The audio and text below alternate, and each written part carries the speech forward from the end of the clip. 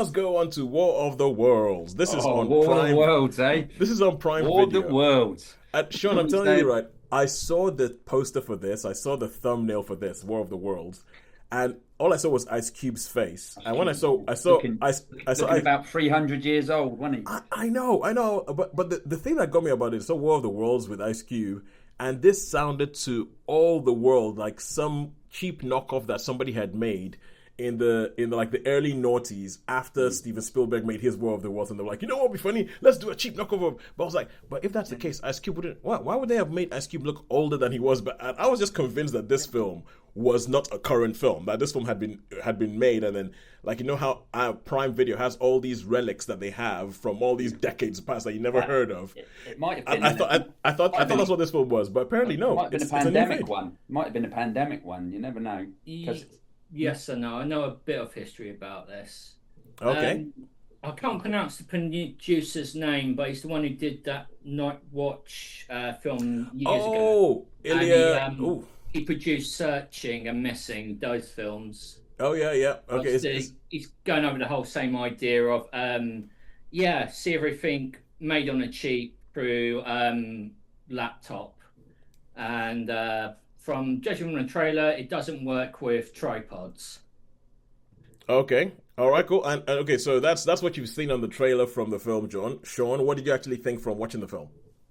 for me, okay, so yeah, I watched this quite recently. What can I say? It's just basically this. It all takes place. It's all done online, and you got Ice Cube. He's like a member of the. Do they what they call him the NRA or something like that, or NSA. NCI, or one of those acronyms. Yeah, yeah, yeah. He's sort of surveilling everything that's going on, but he's also, and they're trying to catch this. They're trying to catch this like hacker thing that keeps coming on and saying, oh, you've got this, all conspiracy stuff and all that, and that's how it starts off. That's how the movie starts off. They're trying to catch him, and the person's not there. And suffice to say, the person is somebody that's quite relevant to the story. Anyway, he spies on his daughter. He spies on his son. So he's got like, oh, what are you doing? Where are you? You're going to get blah blah blah blah. You got all these little subplots, and it's all done online. They're going, Dad, are you there? Are you there?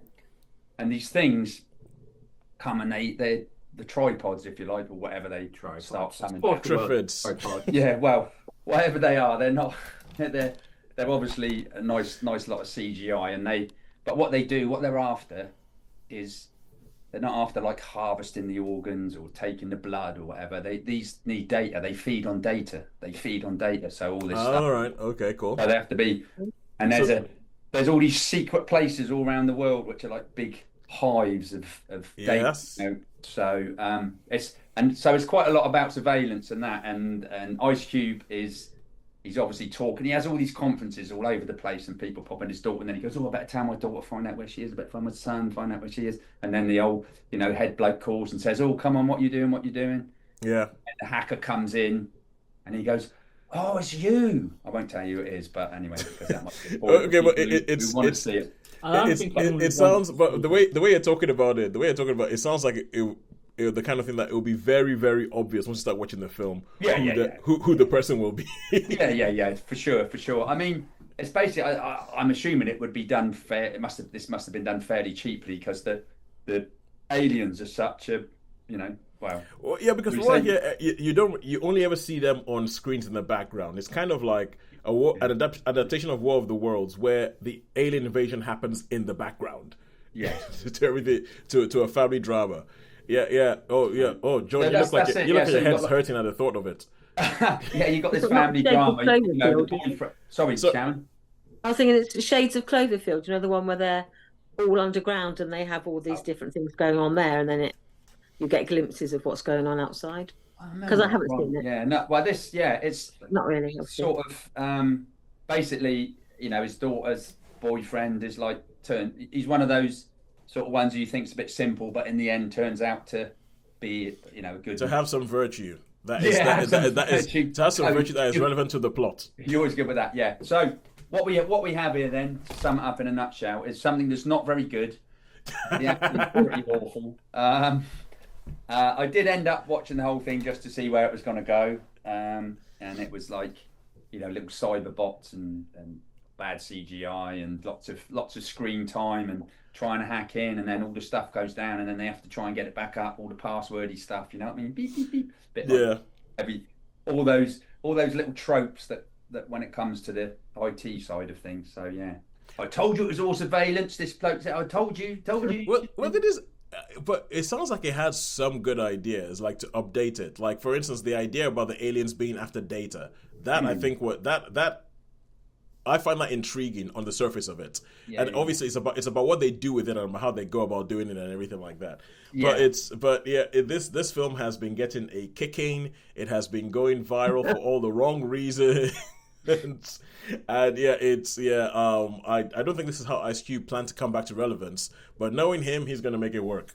Well, yeah, but that's it really. And you know who probably from, like you said, Toes, people, you know who everybody is. Bad. There's always a bad blokey, isn't there? There's always a bad blokey at the sort of top of the chain, and there's always a good one that. And someone who's like very, I think with this, I always remember Equalizer 2, the Denzel Washington, the film Equalizer 2, and how you knew exactly how that film was going to play out from the second you were introduced to you're like, well, he's dead. you're like, okay, yeah, she's not making it past the first act of the movie. That's the bad guy.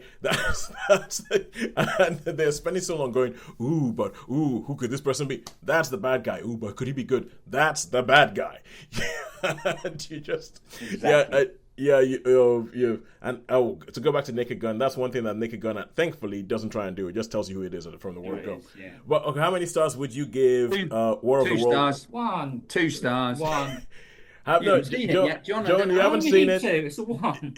You haven't seen it. You haven't seen it, and we have to go where the whole thing is that you have to have seen it to actually have an opinion. So, to have an opinion, to have a rating, you can have an opinion. Because I have done that many a time on this podcast. Based on the trailer, it's a 1. I've seen the trailer. All right, cool, and all opinions are respected here. But you're not going to. For me, it's 2 stars. So give it 2 stars. Yes, because Sean actually, I'm going to give it because Sean actually took the bullet and actually watched the thing. Right, and now we're going to go